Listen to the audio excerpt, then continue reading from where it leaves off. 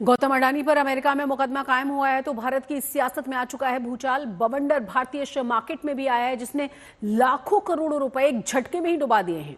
इन सबके बीच संसद का शीतकालीन सत्र भी सोमवार से शुरू होने वाला है।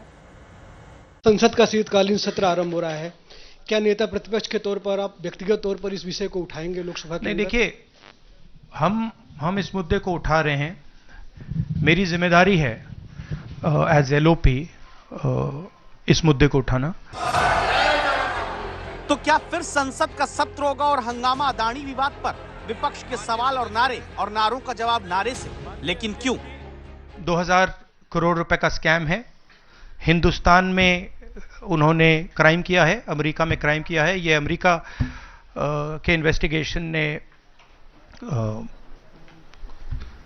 कहा है, मगर हिंदुस्तान में अडानी जी के खिलाफ कुछ नहीं हो रहा। और ये हम मांग बहुत दिनों से कर रहे हैं।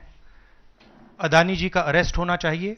वो चंद नाम उनके पास है, चंद तरीका उनके पास है और उसी प्रकार से वो लगातार प्रेस कॉन्फ्रेंस करते हैं और मोदी जी, भारतीय जनता पार्टी के ऊपर आक्षेप लगाने का प्रयास उनका रहता है।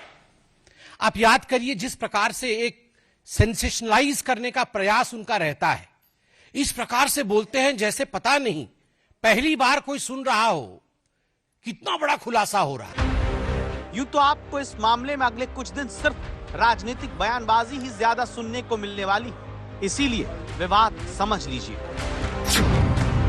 अडानी विवाद अभी क्यों चर्चा में आया? क्योंकि न्यूयॉर्क की फेडरल कोर्ट में गौतम अडानी समेत 8 लोगों को आरोपी बनाया गया है। किस मामले में?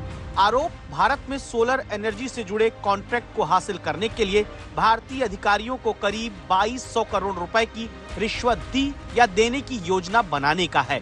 अगर रिश्वत भारत में देने या देने की योजना बनाने का है तो अमेरिका में केस क्यों? इसकी वजह अमेरिका का फॉरेन करप्ट प्रैक्टिस एक्ट है।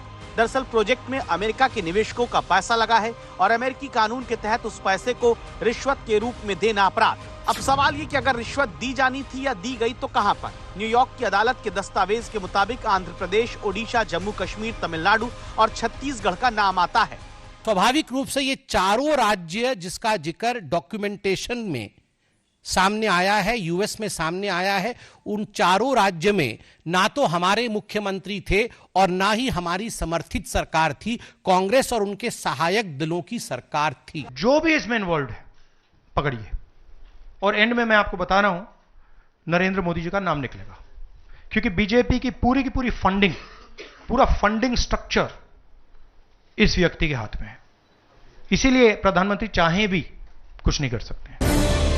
अमेरिकी कोर्ट के दस्तावेज के मुताबिक रिश्वत से जुड़े आरोप जिन राज्य और सरकारों के दौरान के हैं, उनमें आंध्र प्रदेश में वाईएसआर कांग्रेस पार्टी की सरकार थी, छत्तीसगढ़ में कांग्रेस पार्टी की, तमिलनाडु में डीएमके की, ओडिशा में बीजू जनता दल की और जम्मू कश्मीर में राष्ट्रपति का शासन था।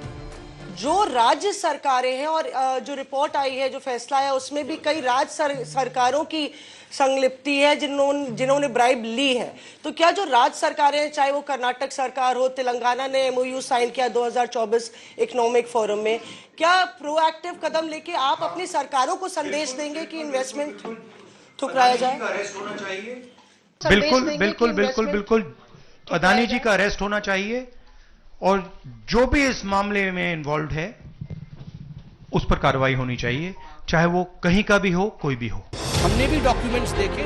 जहां अभी आप सिर्फ दोनों तरफ से बयानबाजी सुन रहे हैं, इस पर सोमवार से बड़ा हंगामा संसद में दिखता है। तो फिर सवाल, क्या 20 दिसंबर तक चलने वाले शीतकालीन सत्र में अडानी विवाद पर ही गर्मा गर्मी होती रहेगी?